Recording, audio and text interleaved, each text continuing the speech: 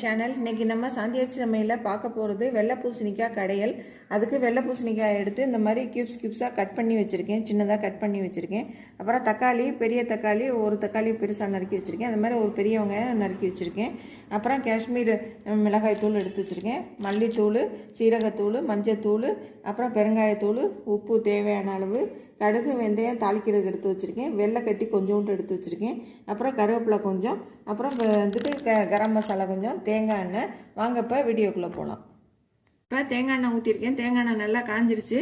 இப்போ நம்ம நறுக்கி வச்சுருக்க கியூப்ஸாக நறுக்கி வச்சுருக்க வெள்ளை பூசணிக்காயை போட்டு இது கொஞ்சம் பச்சை வாசனை போக நல்லா வதக்கிக்கலாம். பூசணிக்காய் வதங்குறதுக்காக நமக்கு இந்த டிஷ்ஷுக்கு தேவையான அளவு உப்பையும் போட்டு சேர்த்து வதக்கிக்கலாம். இப்போ நம்ம பூசணிக்காயெல்லாம் நல்லா வதங்கிருச்சு. இப்போ இது கூடவே பச்சையாகவே போட்டுக்கலாம், வெங்காயம், தக்காளி இதெல்லாமே போட்டுக்கலாம். இதுவே காஷ்மீரி மிளகாய் தூள், மல்லித்தூள், மஞ்சத்தூள், அப்புறம் சீரகத்தூள், அப்புறம் கரம் மசாலா எல்லாத்தையுமே இதில் போட்டு இப்படியே ஒரு கிண்டி விட்டுட்டு மூடி வச்சிடலாம். இது வதங்கணுங்கிறது இல்லை, அதனால இதை இப்படி லேசாக கிண்டி விட்டு ஒரு 1/4 டம்ளர் தண்ணி ஊற்றுங்க போதும். இதை குக்கர் மூடி போட்டு இது விசில் வந்தோடனே 4 விசில் விட்டு இறக்கி ஆற வச்சுட்டு இப்போ காமிக்கிறேன். இப்போ நம்ம பூசணிக்காய் கடையலுக்கு விசில் நல்லா அடங்கிருச்சு. இப்போ திறந்து பார்க்கலாம். நல்லா வெந்துருச்சு. இப்போ இதில் ஒரு மத்தை வச்சு நல்லா மசிச்சுக்கலாம். அந்த சூட்டோடய மசிச்சிங்கன்னா நல்லா மசிக்க வந்துடும். இப்போ பாருங்கள், இந்த மாதிரி நல்லா கடைஞ்சிக்கோங்க. இப்போ உப்பு உரப்பெல்லாம் கொஞ்சம் பார்த்துக்கோங்க. இப்போ நல்லா கடைஞ்சாச்சு நம்மளுடைய பூசணிக்காய். இதை கூடவே நம்ம வெள்ளத்தையும் போட்டு நல்லா கடைஞ்சிக்கலாம். சேனல் பிடிச்சிருந்தா எல்லாம் சப்ஸ்கிரைப் பண்ணுங்கள், லைக் பண்ணுங்கள், ஷேர் பண்ணுங்கள். அப்புறம் மெயினாக கமெண்ட்ஸில் சொல்லுங்கள். அப்புறம் இதை நீங்கள் செஞ்சு பார்த்துட்டு எனக்கு கமெண்ட்ஸில் சொல்லுங்கள். இப்போ இதுக்கு ஒரு தாளிப்பு கொடுத்துடலாம். நம்ம கடைஞ்சி எடுத்து வச்சாச்சு.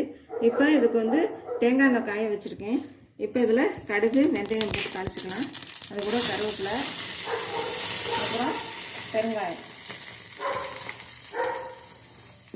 இதை தாளித்து அப்படியே இதில் கொட்டிடலாம். இப்போ நம்மளுடைய பூசணிக்காய் கடையல் சூப்பராக ரெடி ஆயிடுச்சு. இது எதுக்கு சாப்பிட்லான்னா பூரி, சப்பாத்தி, இட்லி, தோசை, அப்புறம் நான் எல்லாத்துக்குமே ரொம்ப நல்லாயிருக்கும். நான் ஏற்கனவே சாப்பிட்டு பார்த்துருக்கேன்.